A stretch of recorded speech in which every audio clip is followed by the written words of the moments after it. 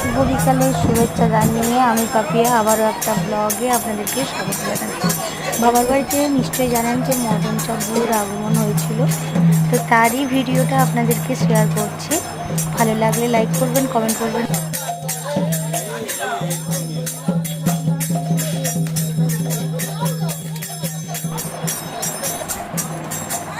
বাবার মাথায় লুট হচ্ছে।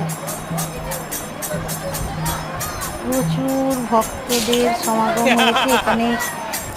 বৌদি, জেঠিমা, কাকিমা সবাই মিলে সবাই কাজে ব্যস্ত। লুচি, আলুর দম, সুজি, হালুয়া, পায়েস এই সমস্ত তৈরি হচ্ছে। তাই ভিডিওটা ভালো শেয়ার করবেন।